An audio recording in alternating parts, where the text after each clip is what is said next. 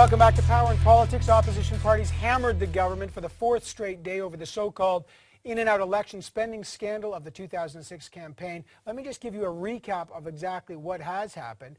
Election Canada says the Conservatives broke the rules when they transferred $1.3 million from party headquarters to 67 local campaigns, who then immediately sent that money back to HQ to pay for national ads, allowing the party, they allege, to get around the $18.3 million spending cap. They allege that the documents tracking this are false and misleading. The government says they aren't. Now the Conservatives say that every party was doing this back in 2006. Is that true? Is this regular campaign practice? We're going to try to get to the bottom of that. And this letter that was just sent from the office of Jason Kenney to try to raise money. We'll get the latest on this as well. Joining me now is the Parliamentary Secretary to the Prime Minister, Pierre, the Liberal MP, Dominic LeBlanc, and the NDP MP, Pat Martin.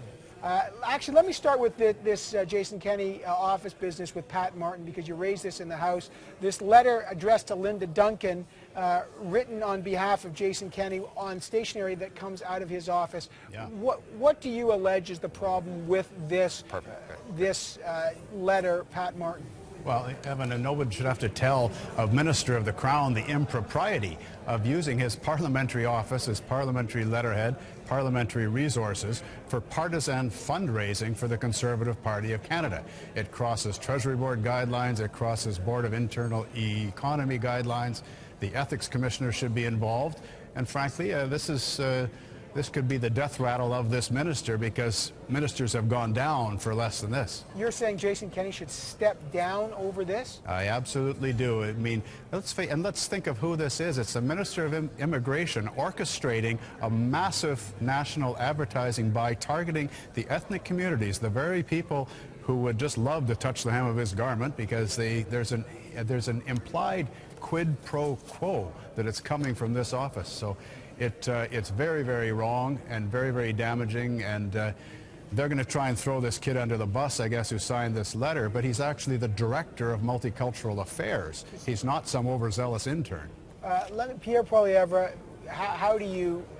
does the government say about this letter that Pat Martin is saying should be cause for the minister to step down? Was this the right thing to do? Do you defend this letter?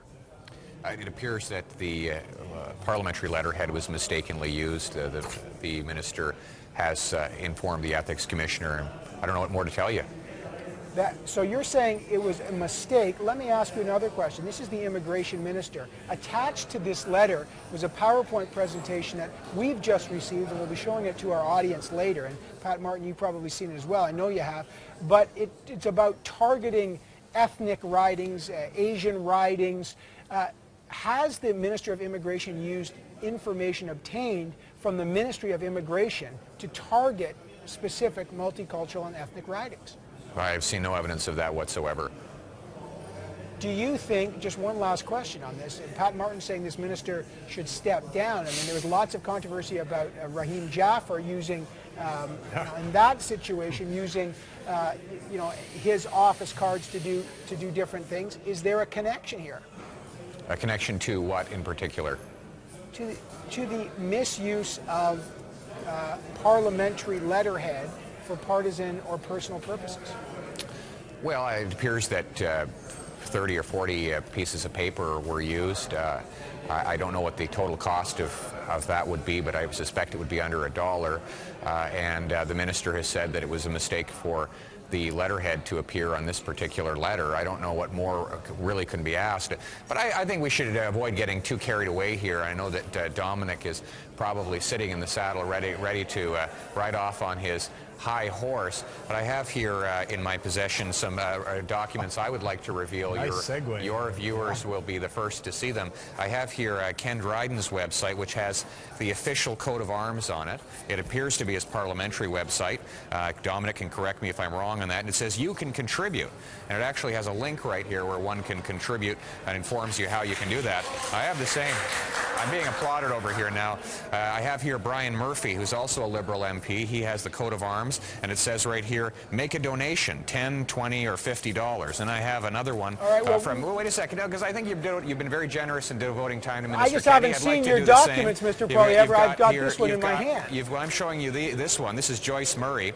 another official coat of arms, and it says here, donate, learn what $20 can do. And then finally, one of my favorite members of Parliament, this will be the last, is Bob Ray, coat of arms here. Hold it up so we can see this, Mr. Poilievre. We can't see this. It says, donate, learn what $20 can do. All right. So these are websites, they appear to be parliamentary, given the fact there is a coat of arms on them, because you certainly wouldn't want to be using a coat of arms to raise money. So I just hope that you'll be devoting as much attention to this discussion as you have to Mr. Kenney. Let me bring this to Dominic Clark. You know, when you're pulled over for speeding and the police officers talking about your speeding, other cars may pass you speeding, but we still got to deal with this particular issue in front of us. Dom LeBlanc, first of all, does Mr. Poilievre have a point that Liberals also do this?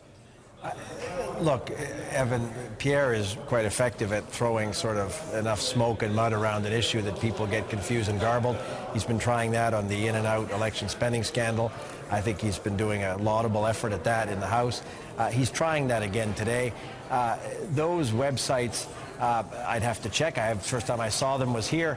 Many of the websites are hosted. I don't think, Evan, if a website is hosted on a Liberal Party server, the fact that a coat of arms is on a website, to equate that with a staff person paid by the taxpayers in a minister's office, sending a letter to an NDP MP saying the minister has discussed with you recently making a contribution to our outreach efforts, that makes no sense. You have a senior federal minister using letterhead. You focused on letterhead, Evan, and that's clearly part of the problem. But I agree, Pat was right. You've got a paid staff person in a minister's office using the authority of that office to try and raise money for a partisan purpose. It's much different than a website hosted on a political party's website that has a link to the Liberal Party of Canada website where you can make a contribution. I think that's really not relevant. Do you think Minister Kenney should step down as well, Dom LeBlanc? I think we should understand exactly how far this goes. We should understand, the minister should explain why this assistant did this. The minister should explain, to your point, Evan, where did this information come from in the attached document? And I think if the minister answers those questions, we'll be in a position to have a view as to whether he should continue. I think it's a serious situation, and somebody needs to explain it. It's the Minister of Immigration.